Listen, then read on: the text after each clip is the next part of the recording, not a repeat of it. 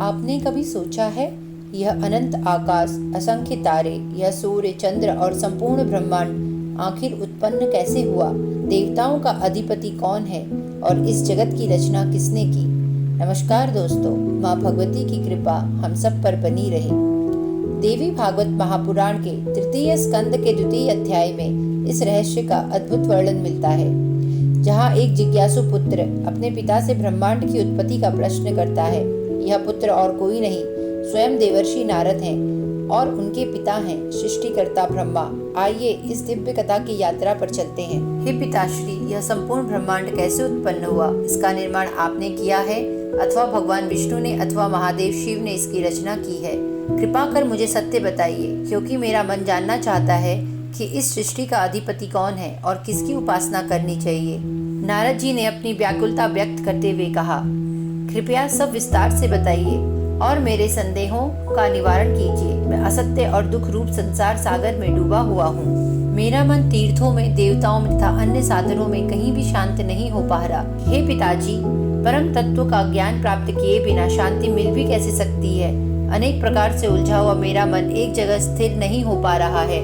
मैं किसका स्मरण करूं, किसका यजन करूं, कहाँ जाऊं, किसकी अर्चना करूं और किसकी स्तुति करूं? मैं तो उस सर्वेश्वर परमात्मा को जानता भी नहीं हूँ। पुत्र, तुमने आज एक उत्तम प्रश्न किया है, उसके विषय में मैं क्या कहूँ? ब्रह्मा जी बोले, हे महाभाग, साक्षात विष्णु द्वारा भी इन प्रश्नों का निश्चित उत्तर दिया जाना संभव नहीं है। हे महामते, इस संसार के क्रियाकलापों से आसक्त कोई भी ऐसा नहीं है जो इस तत्व का ज्ञान रखता है। कोई विरक्त तथा विद्वेष रहित ही इसे जान सकता है। प्राचीन काल में जल प्रलय के होने पर, सभी प्राणियों के नष्ट हो जाने तथा मात्र पंच महाभूतों की उत्पत्ति होने पर मैं कमल में आविर्भूत हुआ।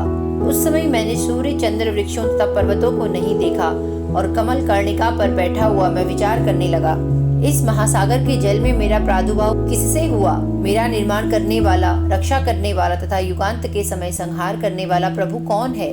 कहीं भूमि भी स्पष्ट दिखाई नहीं दे रही है जिसके आधार पर यह जल टिका है। तो फिर यह कमल कैसे उत्पन्न हुआ जिसकी उत्पत्ति जल और पृथ्वी के संयोग से ही प्रसिद्ध है? आज मैं इस कमल का मूल आधार पंख अवश्य देखूंगा और फिर उस पंख की आधार स्वरूपा भूमि भी अवश्य मिल जाएगी, इसमें संदेह नहीं है। तब मैं जल के नीचे उतरकर हजारों वर्षों तक पृथ्वी को खोजता रहा, किंतु जब उसे नहीं पाया तब आकाशवाणी हुई कि तपस्या करो। तत्पश्चात मैं उसी कमल पर आसीन होकर 1000 वर्षों तक घोर तपस्या करता रहा। इसके बाद पुनः एक अन्य वाणी उत्पन्न हुई, सृष्टि करो। इसे मैंने साफ साफ सुना। उसे सुनकर व्याकुल चित्त वाला मैं सोचने लगा, किसका सृजन करूं और किस प्रकार करूं।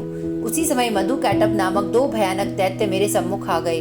उस महासागर में युद्ध के लिए तत्पर उन दोनों दैत्यों से मैं अत्यधिक भयभीत हो गया। तत्पश्चात मैं उसी कमल की नाल का आश्रय लेकर जल के भीतर उतरा और वहाँ एक अत्यंत अद्भुत पुरुष को मैंने देखा।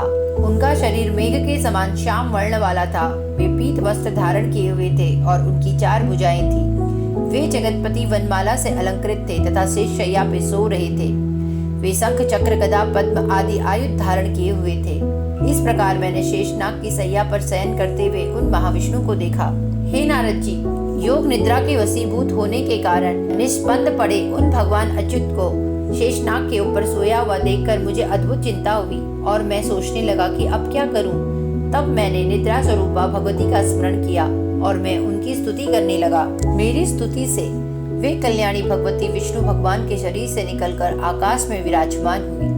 उस समय दिव्य आभूषणों से अलंकृत वे भगवती कल्पनाओं से परे विग्रह वाली प्रतीत हो रही थी। इस प्रकार विष्णु का शरीर तत्काल छोड़कर जब वे आकाश में विराजित हो गई, तब उनके द्वारा मुक्त किए गए अनंतात्मा वे जनार्दन उठ गए। तत्पश्चात उन्होंने 5000 वर्षों तक उन दैत्यों के साथ घोर युद्ध किया। अपनी जांघों को विस्तृत करके भगवान विष्णु ने उसी पर उन दोनों का वध किया। उसी समय जहाँ हम दोनों थे वहीं पर शंकर जी भी आ गए। तब हम तीनों ने गगन मंडल में विराजमान उन मनोहर देवी को देखा। हम लोगों के द्वारा उन परम शक्ति की स्तुति किए जाने पर अपनी पवित्र कृपा दृष्टि से हम लोगों को प्रसन्न करके उन्होंने वहां स्थित हम लोगों से कहा। देवी बोली, हे ब्रह्मा, विष्णु, महेश, अब आप लोग सृष्टि, पालन एवं संहार के अपने अपने कार्य प्रमाद रहित होकर कीजिए। अब आप लोग अपना अपना निवास बनाकर निर्भीकता पूर्वक रहिए, क्योंकि उन दोनों महादैत्यों का संहार हो गया है। अतः आप लोग अपनी विभूतियों से अंडज, पिंडज उद्भिज्ज और स्वदेज 4 प्रकार की सभी प्रजाओं का सृजन कीजिए। ब्रह्मा जी बोले, उन भगवती का वह मनोहर सुखकर तथा मधुर वचन सुनकर हम लोगों ने उनसे कहा, हे माता, हम लोग शक्तिहीन हैं, अतः इन प्रजाओं का सृजन कैसे करें? अभी विस्तृत पृथ्वी ही नहीं है और सभी ओर जल ही जल फैला हुआ है। सृष्टि कार्य के लिए आवश्यक पंच तत्व, गुण, तन्मात्राएं और इंद्रियां ये कुछ भी नहीं है। हम लोगों के ये वचन सुनकर भगवती का मुखमंडल मुस्कान से भर उठा। उसी समय वहां आकाश से एक रमणीक विमान आ पहुंचा। तत्पश्चात उन भगवती ने कहा, हे देवताओं, आप लोग निर्भीक होकर इस विमान में इच्छानुसार बैठ जाएं। हे ब्रह्मा, विष्णु और शिव, मैं आप लोगों को आज इस विमान में एक अद्भुत दृश्य दिखाऊंगी। उनका यह वचन सुनकर हम तीनों उनकी बात स्वीकार करके रत्न जड़ित मोतियों की झालरों से शोभायमान, घंटियों की ध्वनि से गुंजित तथा देव भवन के तुल्य उस रमणीक विमान पर संशय रहित भाव से चढ़कर बैठ गए। तब भगवती ने हम जितेंद्रिय देवताओं को बैठा हुआ देखकर उस विमान को अपनी शक्ति से आकाश मंडल में उड़ाया। इस प्रकार यहाँ तीसरे स्कंद का दूसरा अध्याय समाप्त होता है। हमने जाना कि देवी ने त्रिदेवों को आदेश देकर सृष्टि की रचना कराई और 4 प्रकार के जीव, अंडज, अंडे से उत्पन्न होने वाले जैसे पक्षी, मछलियां, सर्प आदि, पिंडज, गर्भ से जन्म लेने वाले जैसे मनुष्य, पशु, 4 पाए जीव, उद्भिज, भूमि या बीज से उत्पन्न होने वाले जैसे वृक्ष, लताएं, पौधे आदि, स्वेदज, नमी या पसीने से उत्पन्न होने वाले जैसे कीट, पतंगे और सूक्ष्म जीव। यहीं से ब्रह्मांड विविध प्राणियों और सजीव सृष्टि से परिपूर्ण हुआ और यह भी स्पष्ट हुआ कि स्वयं ब्रह्मा, विष्णु और महेश भी जगत माता की ही शक्ति से अपना कार्य करते हैं। अतः सृष्टि का मूल आधार और अधिष्ठात्री शक्ति केवल आदि शक्ति जगत माता ही है। उनकी शक्ति के बिना न ब्रह्मा सृजन कर सकते हैं, न विष्णु पालन और न ही महेश संहार। सच्चा आधार तो केवल माँ की ही अनंत शक्ति है। माँ की यही शक्ति संपूर्ण सृष्टि की जननी है। आज के लिए बस इतना ही। हरिओम तत्सत।